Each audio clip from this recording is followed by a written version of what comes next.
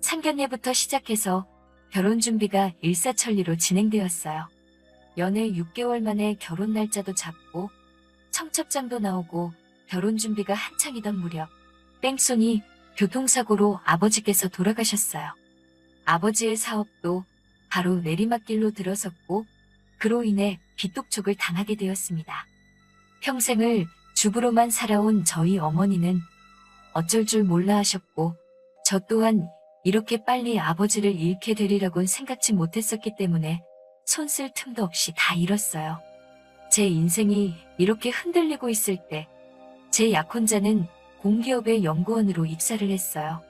내가 사랑하는 사람이 잘 되는 모습을 보니 누구보다 기뻤고 의지가 됐어요. 그러던 와중에 갑작스러운 시어머니의 호출로 저는 시어머니와 따로 만나게 되었어요. 시어머니께 집안 사정을 솔직히 말씀드렸어요.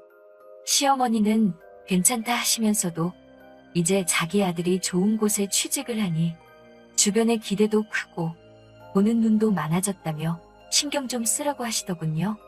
그러면서 예단 목록이 적힌 봉투를 건네주셨어요.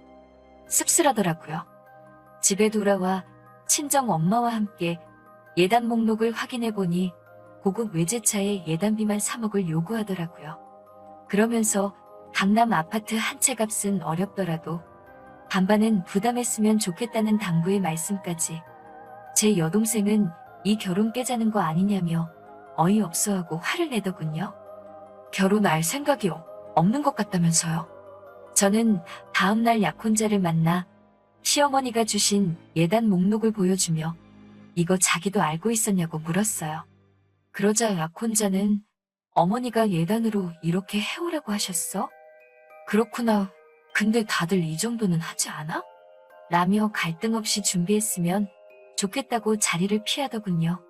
그날 이후로 약혼자와는 연락하기가 점점 어려워졌어요. 항상 제가 회사에 찾아가고 연락하고 그랬죠. 왜 연락하기가 이렇게 힘드냐고 하면 매번 약혼자는 진급한 지 얼마 안 돼서 그런 건데 이해를 왜 못해주냐고 짜증을 내더군요. 그러던 어느 날 우연히 친정 엄마가 여기저기 전화를 걸어 돈을 빌려보려고 하시는 걸 듣게 되었어요. 제 예단을 어떻게든 해주고 싶으셨던 거죠.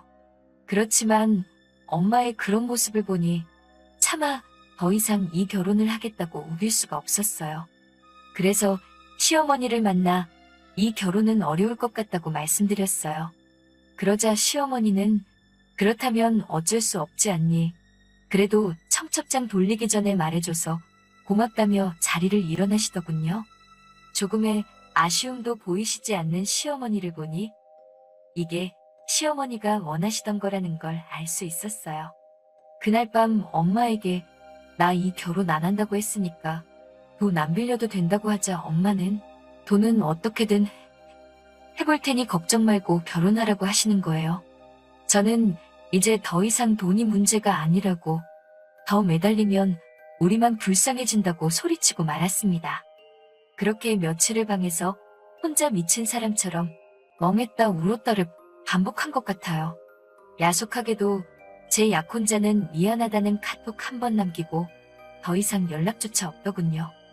그러다 저는 병원에 결국 실려가고 말았습니다. 이런 모습을 다 지켜본 제 여동생은 분을 삭히지 못하고 제 약혼자에게 전화를 해서 제가 지금 병원에 실려갔다고 이거 전부 다 인터넷에 올려서 얼굴 못 들고 다니게 해줄 거라고 했다더군요. 그래서인지 제 약혼자가 제 병원에 왔어요.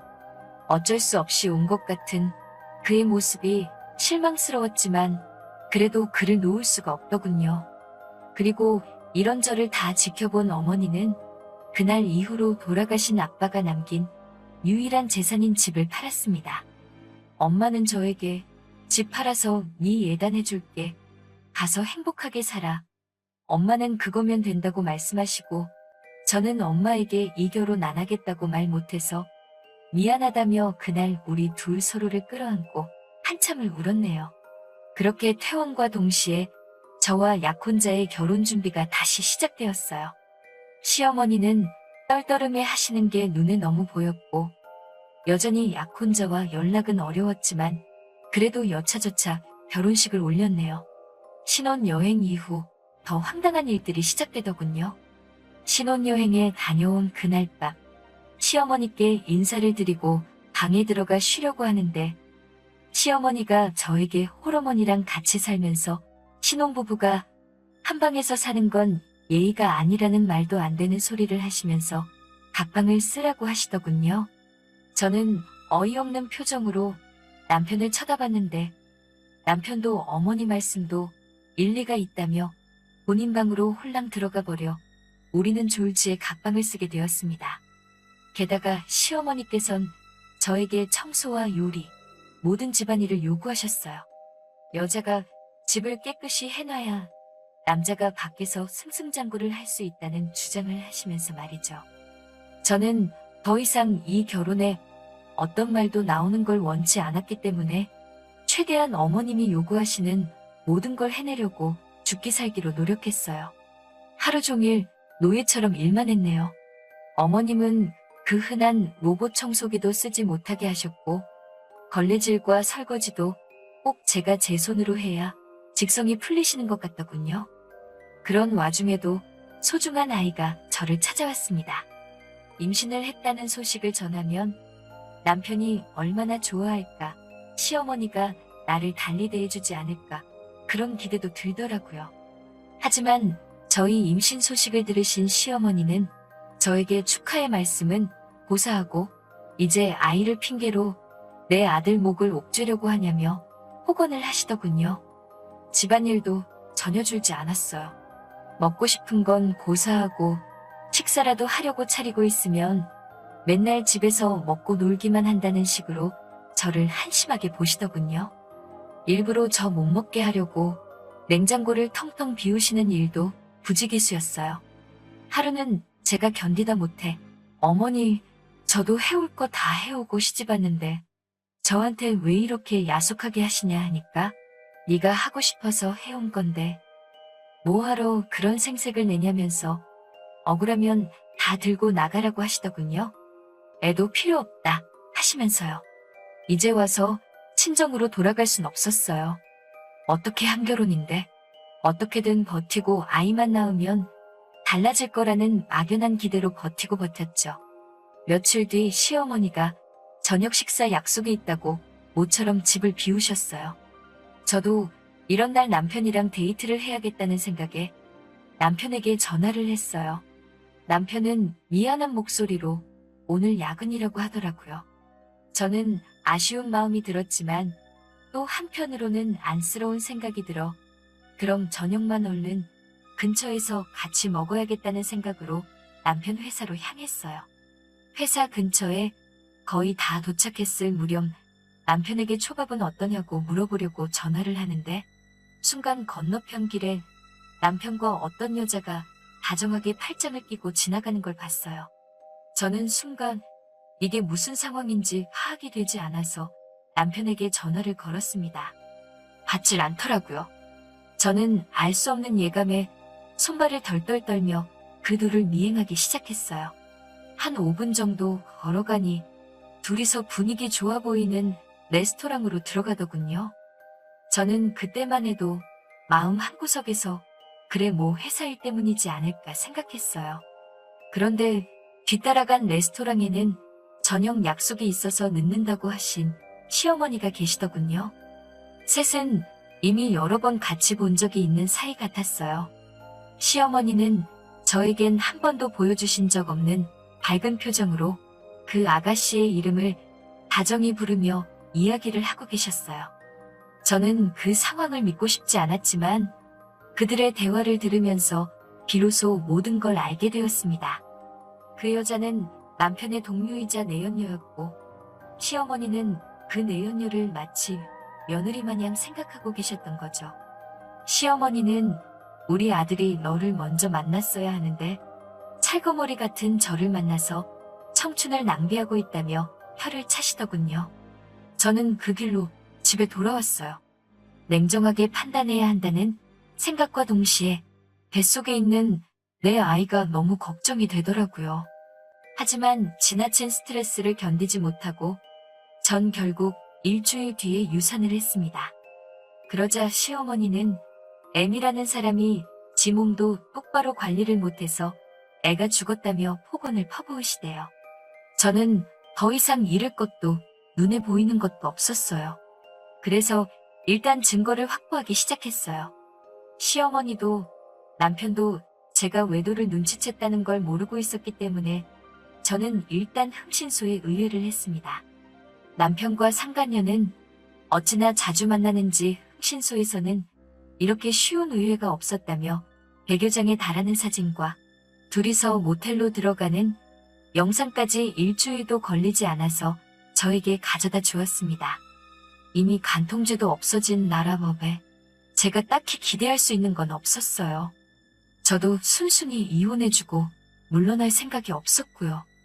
저는 그날 저녁 식사 때 남편과 시어머니의 식사에 수면제를 섞었어요. 아니나 다를까 둘 다 식사를 마치자마자 몽롱한지 정신을 못 차리고 잠에 들더라고요. 그래서 저는 이때다 싶어 남편과 시어머니 휴대폰에서 그들의 지인들 연락처를 모조리 빼냈어요. 그리고 어머님이 보관하시던 집 문서를 챙겨서 도망쳤어요. 그리고 그날 저녁 그 집을 나와 호텔에 가서 방을 잡았어요. 그리고 남편의 연락처를 보고 남편에 가까운 친구 몇몇과 상간녀에게 두 년놈의 사진을 뿌렸습니다. 시어머니, 지인분들 몇몇에게도 그 사진을 뿌렸지요. 그 다음날 아주 제 전화기에 불이 난 것처럼 난리가 났더군요. 남편과 시어머니가 번갈아가며 저한테 미친 듯이 전화를 하고 문자를 보내고 화를 냈다가 빌다가 아주 난리도 아니대요. 그래서 저는 남편한테 자꾸 이러면 이번에는 당신 직장 동료들한테 뿌릴 거라고 나 건들지 말라고 경고한 뒤 시어머니한테 전화를 했어요. 시어머니께는 집 그거 내 명의로 해달라고, 그렇지 않으면 이 사진들을 당신 아들 회사 홈페이지에 올려서 아들 출세길 다 막을 거라고 소리소리 질렀습니다. 저희 시어머니 아주 아들 출세를 위해서라면 목숨도 내놓으실 양반이거든요. 역시나 약발이 들더라고요. 그 길로 호텔 카페로 오셔서는 벌벌벌 떨며 도장을 찍어주시던걸요. 그렇게 그 강남 아파트는 제 것이 되었습니다. 그렇게 집에 다시 돌아오니 남편이 자기 화를 못 이겨 집에서 씩씩대고 있더군요. 시어머니도 아들이 옆에 있어서 그런가 다시 기세가 등등하고. 근데 저는 더 이상 무서울 게 없었거든요. 그래서 제가 남편한테 나는 이혼할 생각 없다. 그리고 이 집도 당신만 제 정신 차리면 내가 공동명의로 해줄 수 있다고 말했어요. 매사 계산하기를 좋아하는 그 인간은 제 말에 혹해서는 그럼 알겠다. 그 여자랑 헤어질 테니까 자기를 다시 한번 믿어달라고 하더라고요. 남편이 출근하고 나면 이제 전세가 역전이 되었어요. 제가 하던 일들을 다 시어머니께 맡겼죠. 어차피 저랑 남편이 결혼하기 전에는 시어머니가 하시던 일이 큰 일도 아니지 않나요? 저는 임신한 상태에서도 했는걸요? 뭐가 그렇게 억울하신지 결국 하루는 저한테 빽소리를 지르시다가 그대로 쓰러지셨어요. 바로 119를 불러 병원에 모셔갔는데 풍이 와서 반신을 못 쓰게 되신 거죠. 제가 원래 이렇게 지독한 사람이었던 걸까요? 저는 이때다 싶었어요. 기다렸다는 듯 모든 사진을 제가 가진 남편의 모든 연락처에 전부 다 보냈습니다. 그리고 그 상간녀에게도 네가 가장 행복한 날 내가 다 망쳐놓을 거라고 익명의 문자를 보냈습니다. 그리고 마지막으로 시어머니를 아무도 모르게 요양원으로 모시고 집을 팔아버렸어요. 소문에 의하면 지금도 남편이 저를 찾아 헤매고 있는 것 같더라고요. 이렇게까지 했어도 마음 한켠에 남은 응어리가 사라지질 않네요. 저 정말 나쁜 사람인 걸까요? 오늘 사연은 여기서 끝입니다. 긴 이야기 들어주셔서 감사합니다. 좋아요와 구독 눌러주세요. 사연 요청 및 제보 받습니다.